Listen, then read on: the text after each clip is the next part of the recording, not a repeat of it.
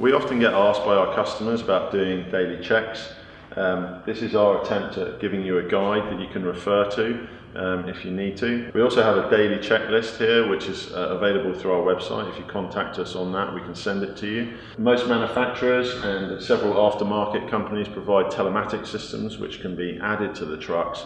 Those will provide you with a screen on the truck which will ask you random daily check questions. But for everyone that doesn't have that system, this is our attempt at a guide. So understandably, the first place to start on a forklift truck is the bit that does all of the lifting. So first of all, if you lift the forks up or put them together and check across the forks for any deflection and make sure there isn't any damage on the forks themselves. Moving on from that, the low backrest, if the truck is fitted with one, do the same, stand to the side, check it's not bent and check that none of the bolts are loose on the outside of the carriage. Finally, if your truck's got an attachment or a side shift fitted to it as well, check that the ram isn't damaged or leaking. You can do that from either side, and if there's an attachment fitted to the truck, check that none of the rams or hoses are damaged before you power the truck up, because then you're likely to get quite a bad hydraulic leak. So once you've checked the front of the truck, the forks and the carriage, the next thing to check is the chains themselves. So again, you're looking for any damage on the chains, and importantly, you're looking at the mast anchor points here. Make sure the pins are in place above and below, and you can't see, again, any physical signs of damage. The mast itself, check it, look for any oil leaks below, always a telltale sign, or any metal shavings or anything like that which might indicate any damage to the truck. Okay, so the next thing on the list, and very importantly, are the wheels and the tyres. So if you carry out a visual check of the tyres all the way around on each side of the truck and on the back, this is a 3-wheel machine, so only 1 wheel on the back, but obviously if it's 4, check all of them. Check for any damage to the tyre on the inside and the outside. You may need to do this once, move the truck forward a little bit and check it again, and also check the wheel nuts and make sure that none of them are loose and make sure there isn't any damage. So the next thing on the truck is the overhead guard. This is obviously designed to protect you should the truck tip over or should something get dropped from a height and fall on top of the overhead guard. So it's very important that there isn't any structural damage to an overhead guard. If you find anything, you can see a visible deflection, you shouldn't use the truck. Next, the lights.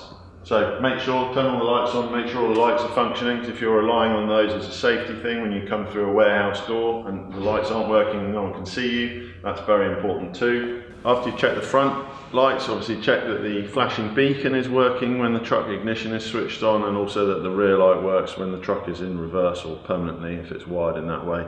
While you're at the back of the truck as well, check again the rear tyre and look around the sides of the truck for any physical damage or anything that might cause an issue later on.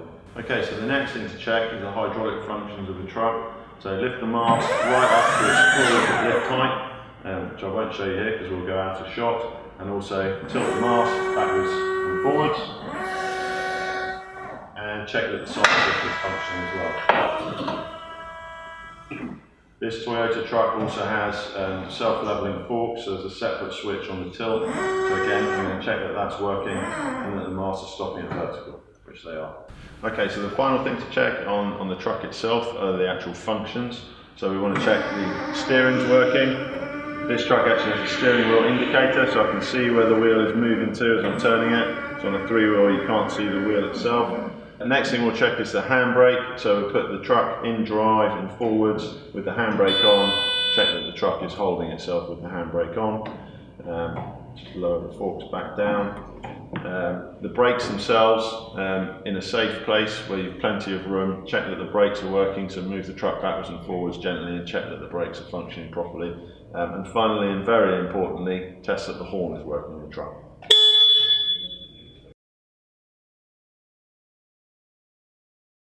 So this is a 24 volt truck, so you can see you've got 12 battery cells in here, and again, if you're operating an electric truck, every shift, get the battery lit up, check the battery itself. Normally if you're doing any battery topping, you'd be wearing gloves and protective gear, which I'm not at the moment because I'm not actually going to do it. This has got a battery filling system, so you can see the clear tubing linking all of the cells. Each cell has a float which is white, and you can visibly see the white through the window when the battery is correctly topped. That's an easy way of topping a battery up with a single point filling system. If you don't have a single point filling system, then you need to individually lift each cap on every cell. You should always check the battery after the battery's been charged, not at the end of the day before you put it on charge. So never top a battery up at the end of the day before you put it on charge. That's when the water levels will be high, the water will spill out and you'll get leakage into the tank itself.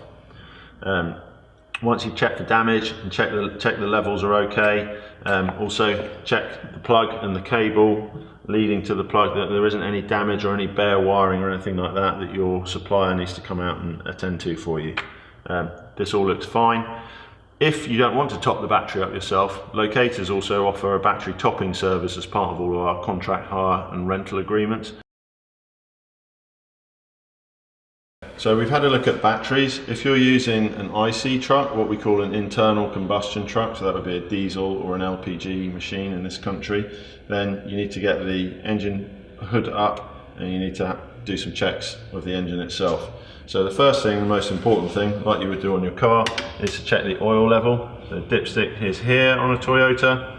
Check it's between the two marks. Back in it goes. If the engine oil does require topping, it's there, or if you're under a full service contract, you contact your service provider. Here as well, the truck's starter battery. Check that all of this is secure and that the cable you can see is fastened nicely. I always think it's a good idea to carry out a check of the fan as well, make sure there isn't any shrink wrap or anything caught around it. Again, this truck, the Toyota's got a belly plate fitted so you can't suck anything through, but occasionally shrink wrap or something can get pulled up through the bottom of the engine. So just check that, because if that comes off and breaks and goes into the radiator, it can be very expensive.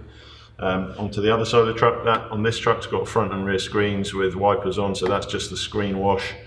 On the other side, I'll come around. This is for the hydraulic oil. I wouldn't normally suggest you need to check that on a daily basis. If you've lifted the forks up to their full lift height and everything's working fine, that's a good indication that there is enough hydraulic oil within the truck. And the final thing here is the coolant levels. So just give that little bottle a shake and you can see the level should be between those 2 points. Then you know that the truck's correctly topped, you're safe to start up and you're safe to go.